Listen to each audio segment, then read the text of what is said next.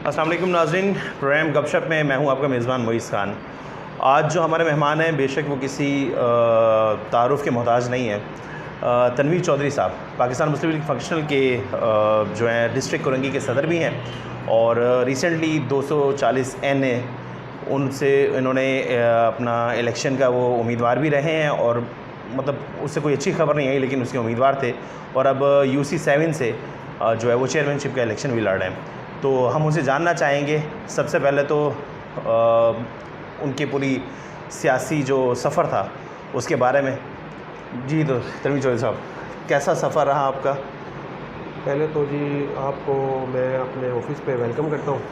Thank you so much. और दूसरी बात यह है कि हमारी जो जमात है पाकिस्तान मुस्लिम लीग फंक्शनल, पाकिस्तान मुस्लिम लीग फंक्शनल के यहाँ पे कोई ज़्यादा लंबी जमात नहीं है अरसे सही, बिल्कुल। ये तकरीबन ज़्यादा भी हुआ तो 3 साल 3.5 साल का अरसा है। बिल्कुल। इस 3 साल 3.5 साल के अरसे में हमने पाकिस्तान मुस्लिम लीग फंक्शनल को मुतारिफ़ करवाया। हमारा इंतखाबी निशान जो था वो फूल था। सही, ठीक है। अचानक हमें GDA के प्लेटफॉर्म से आना पड़ा तो हमारा इंतखाबी निशान सितारा बन गया। अब NA 240 का एक अल्लाह पाक उनको जन्नतुल फिरदौस में आला मुकामत आप फरमाएँ, बड़े अच्छे इंसान थे डिप्टी इकबाल साहब, और उनकी वफ़ात हो गई और NA 240 जो है वो एक सीट खाली हुई।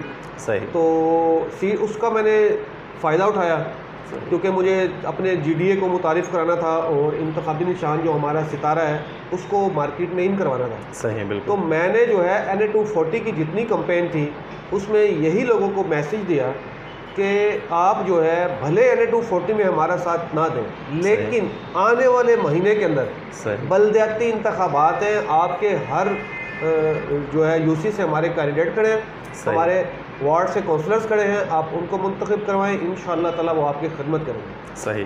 तो मैं ये जानना चाहूँगा कि जैसे आपने अपने इस सफ़र को शुरू किया पाकिस्तान मुस्लिम लीग फंक्शनल के साथ, कोरंगी बेशक एक कोई सॉफ्ट टारगेट नहीं था। इधर आपको मतलब जो शुरू से हमने सुना है खूनी सियासत इधर चलती आई है। एक तो आपने अपने कदमों को बड़ी मुश्किल से इधर जमाया पाकिस्तान मुस्लिम लीग फंक्शनल के नाम पर, और सडनली अब आपको जब सितारे के ऊपर आके लड़ना पड़ रहा है, मतलब ग्रैंड डेमोक्रेटिक अलायंस जो आपने बनाया है, तो ये इसमें कोई मुश्किल का सामना करना पड़ा? क्योंकि लोगों के जहन में तो ये है ना कि पहले आप दूसरी पार्टी में थे, अब आप दूसरी पार्टी में, लोगों को तो बस समझाना बड़ा मुश्किल इन चीज़ों के बारे में। यही तो हुआ है ना मेरे साथ कि हमने लोगों को जो समझाया ना वो हमने फूल को मुतारिफ़ करवाया। बिल्कुल। हमारा इंतखाबी निशान फूल था। बिल्कुल। अब आखिर में आके हमें मिल गया सितारा GDA, क्योंकि हम सारे जो है जितनी जमातें हैं सही, वो GDA के इंतखाबात निशान पर लड़ रही हैं। सही। तो अब जो है ना उसकी कंपेन जो मेरी 240 की कंपेन थी ना, वो टोटल आपने देखा होगा, जितने भी आपने मेरी स्पीच सुनी होगी, उसमें मैं आवाम को बता रहा था कौन अच्छा है कौन बुरा है, कौन अच्छा है कौन बुरा है। यहाँ पे जो सियासत हो रही है पानी की सियासत, मैंने आवाम को भी बताया, उसमें कौन इन्वॉल्व है हमको वो भी बताया, किस तरह हमारा पानी जो है कोरंगी का बेचा जा रहा है, बिल्कुल हमने उनको वो भी बताया। और हम एक समझ लें जिहाद लड़ रहे हैं यहाँ पे, एक जहाद लड़ रहे हैं यहाँ पे, इंशाअल्लाह ताला अल्लाह पाक उसमें कामयाबी अता फरमाएंगे। और उसका पहला जो है ना नतीजा आ चुका है कि एक 100 क्वार्टर का एरिया 50B, सही, उसमें हम लोगों ने बड़ा अल्लाह के फजल करम से काम किया और कल 3 बजे उसका वाल खुलेगा और हम खुद खड़े होकर चेक करेंगे कि पानी आ रहा है या पानी नहीं आ रहा। माशाल्लाह, अल्हम्दुलिल्लाह। अच्छा, दूसरा मैंने आपकी सियासत को शुरू से ही नोट किया है, हमारा मतलब हमारा वैसे बेसिकली ज़ाती साथ भी काफ़ी वक्त से रहा है, लेकिन मैं एक चीज़ को जानना चाह रहा हूँ, मैंने आपकी सियासत में कभी ये रुख नहीं देखा था कि जो एग्रेसिवनेस मुझे नज़र आई है आपकी सियासत में। मैंने आपकी स्पीचेस सुनी 240 के लिए दौरान में जो आप कर रहे थे, लोगों पे जो इतनी तनकीद की गई, ये पहलू आपका मैंने पहले कभी नहीं देखा था। तो मैं ये जान सकता हूँ कि मतलब ये इतनी जो नफ़रत अंगेज़ी लोगों के लिए आ गई है, या मतलब ये उनकी ज़ाती तौर पर उनसे है या किसी और बिना पर? देखिए मेरी बात सुने, देखिए जब मैंने आपको क्या बोला, हमें जिहाद करना पड़ेगा। कोरंगी की आवाम बड़ी पिसी हुई आवाम है, यहाँ गरीब लोग रहते हैं, बिल्कुल ठीक है। अब लोग अगर टैंकर ख़रीदेंगे और खारे पानी से यहाँ इस्तेमाल हो रहा है, तो आप जितने भी फैक्ट देखें ना, मैंने सबसे पहले क्या बोलता हूँ, यहाँ के सियासतदान चोर हैं। बिल्कुल, मैं भी एक पॉलिटिशियन हूँ, बिल्कुल, लेकिन यहाँ पे ऑलमोस्ट सियासतदान चोर हैं। बिल्कुल, पानी की चोरी में वो मुलविस है, सही, ठीक है।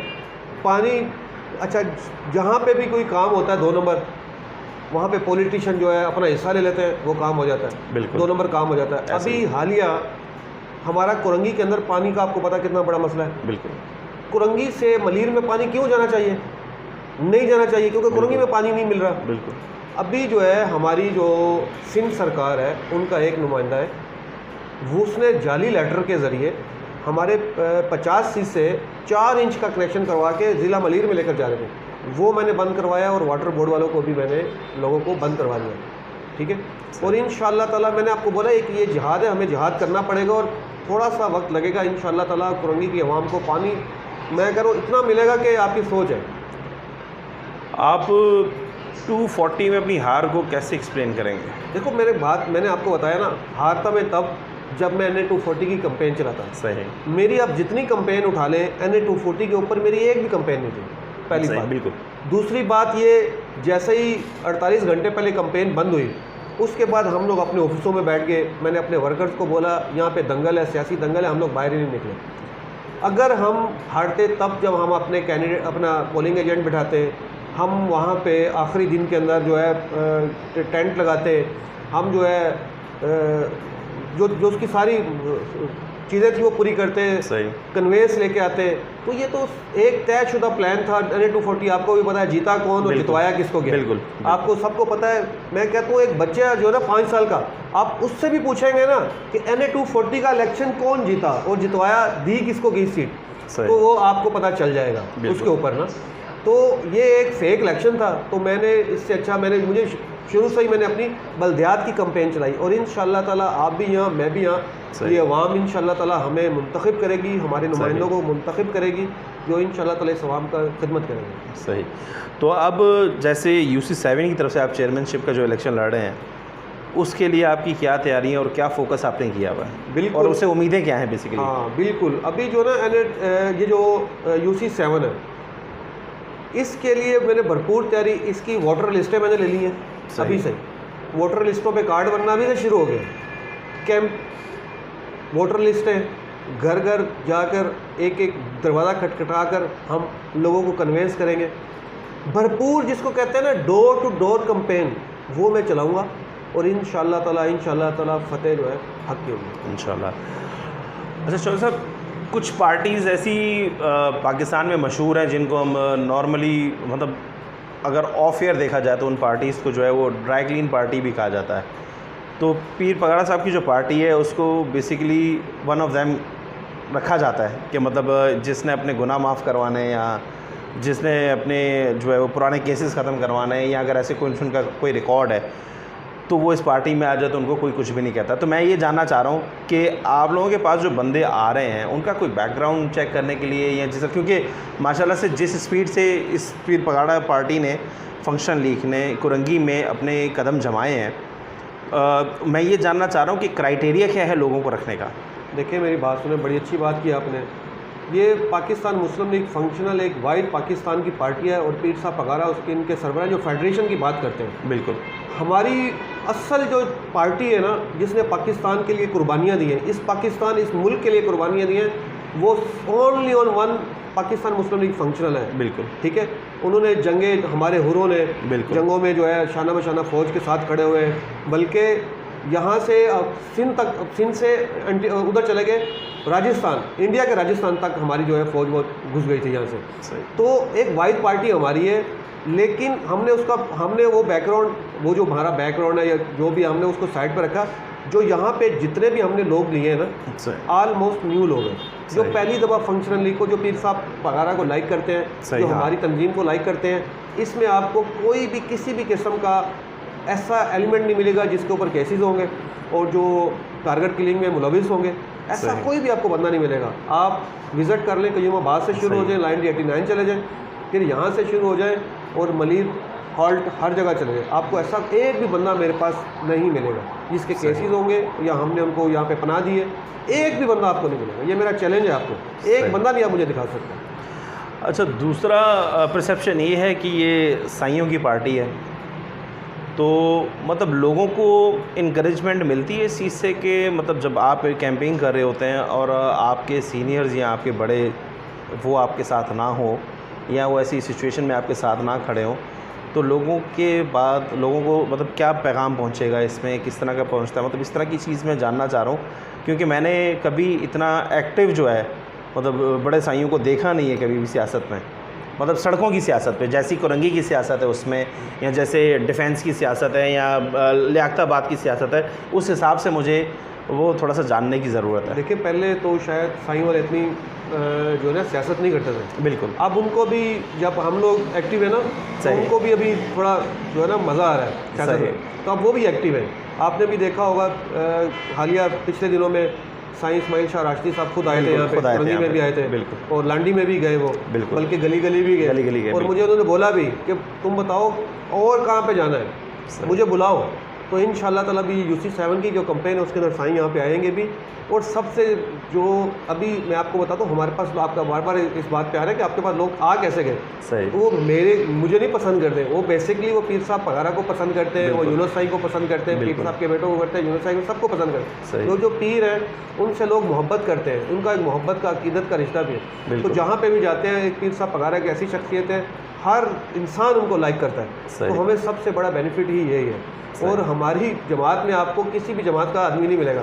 अगर यही करना होता तो आज शायद मैं यहाँ से किला भी फतह किया हुआ होता। अगर यही लोग लेने होते ना मुझे, तो मैं आज अपनी फंक्शन लीग के दरवाजे खोल दूँ तो ऐसे पता नहीं कितने लोग मेरे पास आ जाएंगे, लेकिन हम नहीं लेते हैं। सही। अच्छा, दूसरा मैंने इस पूरी सिचुएशन में ये जानने की कोशिश की थी कि जितनी स्ट्रगल आपने यहाँ पे की है उसमें मतलब जो पुरानी पार्टियां यहाँ से जा चुकी हैं, मैं उनके मतलब नाम नहीं लेना चाहता, आप लेकिन जानते हैं, उनकी काफ़ी कारकुनान ने काफ़ी बड़ी तादाद में शमूलियत इख्तियार की थी। तो उनमें से कई ऐसे भी लोग थे, मतलब उनके कुछ ट्रैक रिकॉर्ड्स ऐसे थे, तो क्या वो बाज़ आ चुके हैं या उन पे कोई आपने दोबारा डबल चेक किया है? देखिए बात सुने, वो वक्त और था।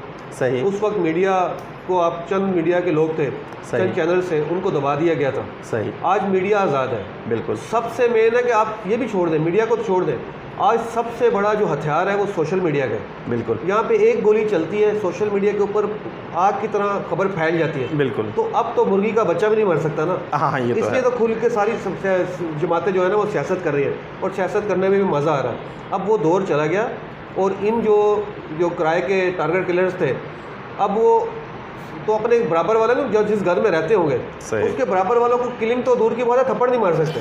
वो एक थप्पड़ मारेंगे तो अगला 10 थप्पड़ मार के उसको गली के दूसरे कोने पे गंदे नाले में भी गिराता है। अभी इनकी वक़्त ये हो गई है, तो इनकी कोई वैल्यू ही नहीं है। इनकी वैल्यू तब थी जब नामालूम अफराद थे, तो अब वो दौर ही नहीं है, ना वो दौर आएगा। ना हमारे इदारों ने इतनी कुर्बानियाँ दी हैं, हमारी सिंध रेंजर्स ने इतनी कुर्बानियाँ दी हैं। आपको पता है किसके कहाँ हमारा कराची कहाँ पहुँच चुका था। हमारे पुलिस के नौजवान इतने शहीद हो गए, आपको पता है कितने लोग शहीद हो गए हमारे पुलिस के। उन्होंने इतनी कुर्बानियाँ दी, रेंजर्स की इतनी कुर्बानियाँ, वो रायगा नहीं जाएंगी, वो कभी भी वो दौर नहीं आ सकते। लेके चलते आए, और उनकी पेशन गोइयाँ, मतलब शाह मर्दान शाह साहब की जो है पेशन गोइयाँ थी, वो तो पाकिस्तान के लिए बड़ी हैसियत का हामिल रही हैं। मैं ये जानना चाहता हूँ कि तब सियासत में वो लेवल नहीं था, अब आप आ गए हैं सड़कों पे उस सियासत पर। अब जो तकद्दुस उस वक्त रखा गया था पीर साईं पगाड़ा का, मैं ये जानना चाहता हूँ कि अगर मिसाल के तौर पे अब जब आप उन सड़कों पे वो सियासत करेंगे, या आप में से अगर कोई करप्ट बंदा होगा या कोई करप्ट ऐसी चीज़ सामने आएगी, तो क्या उन पे कीचड़ उछाली जाएगी? तो फिर उस चीज़ के लिए आप लोग ज़हनी तौर पे तैयार हैं, या फिर वही शिद्दत पसंदी जैसे तहरीक लब्बैक में भी जो देखने में आया रिसेंटली, तो क्या उस तरह का तो कोई पस मंज़र नहीं होगा? देखिए अब सबकी गारंटी तो नहीं ले सकते ना। बिल्कुल। कहीं अच्छे लोग भी आएंगे, बिल्कुल, कुछ बुरे लोग भी आएंगे। तो हमारे पास भी कुछ ऐसे लोग आ गए थे बुरे, मैंने तो पकड़ के निकाले। सही। अब कोई अगर बुरा, एक घर के अंदर 4 भाई हैं, एक भाई अगर बुरा है तो 3 भाइयों के वालिद माँ बाप के ऊपर तो नहीं कीचड़ उछाला जा सकता ना। सही। तो अगर हमारे पास ऐसा कोई गंदा एलिमेंट्स आ भी जाता तो हम उसको फारिग कर देते, फारिग कर देते। हमने, हमारी जमात का जो स्लोगन है, हक सच का नारा। सही। मुत्तहिद सिंध मजबूत पाकिस्तान, हक सच का नारा, बेच पगारा। सही। हम लोगों ने हक सच के ऊपर काम करना है, और इंशाल्लाह ताला अल्लाह पाक जो है हमें कामयाबी अता फरमाएंगे, और दे रहे हैं अल्लाह पाक भाई, काम हो रहे हैं लोगों के, इंशाल्लाह ताला ऐसा वक्त नहीं आएगा। अब आप रिसेंटली क्या फोकस कर रहे हैं? अभी मैं रिसेंटली अपनी यूसी के ऊपर फोकस कर रहा हूँ, और पानी का जो मसला है ना कुरंगी के अंदर, इसके ऊपर फोकस कर रहा हूँ। अभी मैं आपके चैनल के तवज्जुह से इस पानी माफिया को, और ये जो वाटर बोर्ड के जो माफियाज़ हैं, जो चंद रुपयों की खातिर यहाँ पे बिके हुए हैं, मैं उनको यही मैसेज देना चाहता हूँ कि पानी आवाम का एक बुनियादी मसला है, इसको हल कर दें। लेकिन अगर आपने अभी वो वक्त नहीं है, अगर देखें एक जमात का वो दौर था, वो भी नहीं रहा, तो आपका भी ये दौर नहीं रहेगा बेशक। इंशाअल्लाह ताला अवाम आपका गिरबान भी पकड़ेगी।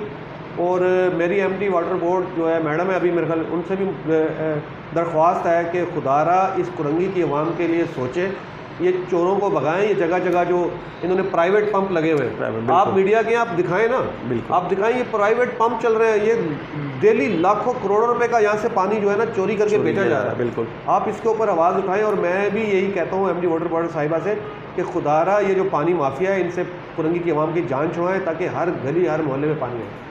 नहीं, हम आपसे दरख्वास्त करेंगे, ऐसी कोई चीज़ें अगर आपको मालूम है तो आप निशानदेही करें, हम आपके साथ भी चलेंगे। आप मेरे साथ चलें, एक दिन का प्रोग्राम रखें, मैं आपको लेकर चलूँगा, गली गली लेकर चलूँगा। बल्कि आप एक टाइम दें, हम पहले एमडी वाटर बोर्ड से मुलाकात करते हैं, उनको बताते हैं कि भाई ये आप अपने लोगों का भी किबला दुरुस्त करें, ये जो वाल मैन है उनका किबला दुरुस्त करें, या उनकी यहाँ से ड्यूटी जो है कहीं और लगाएं और बाहर के लोग यहाँ पर लगाएं, ताकि ये चोरी बंद हो। सही। तो ओवरऑल आपका जो मैंने जहन देखा, आप बड़े अल्लाह का शुक्र है कि इस चीज़ से मुतमईन नज़र आ रहे हैं इलेक्शन को लेकर। बिल्कुल मुतमईन, और आपकी तैयारियाँ भी भरपूर हैं। बिल्कुल है। तो कोई दिन ऐसा आप क्यों नहीं रखते हमारे साथ कि हम आपकी कैंपिंग में आपके साथ हों? बिल्कुल चले, बिल्कुल चले। अभी ये फाइनल लिस्ट आ जाए, सही, 2-3 दिन में फाइनल लिस्ट आ जाएगी, उसके बाद जब हल्के में निकलेंगे हवा में, तो आप चले, साथ चलें। चलो इंशाल्लाह फिर ज़रूर आपसे उधर भी मुलाकात होगी इंशाल्लाह। इसके साथ ही फिर हम थोड़ा सा आपसे इजाज़त चाहेंगे, और इंशाल्लाह फिर बहुत जल्द आपके साथ एक ऐसे महाज पे मिलेंगे जहाँ पे जो आपकी शिकायतें हैं उनको भी दूर किया जा सकेगा, और फिर हम अपना काम भी कर सकेंगे। जी तो नाज़रीन, कैमरामैन सरफराज जमाली, हमारी टीम मेंबर सानिया, नवीद अख्तर और मोइज़, हम सबको इजाज़त दीजिए। इंशाल्लाह फिर अगले मेहमान के साथ आपसे मुलाकात होगी। अस्सलाम वालेकुम।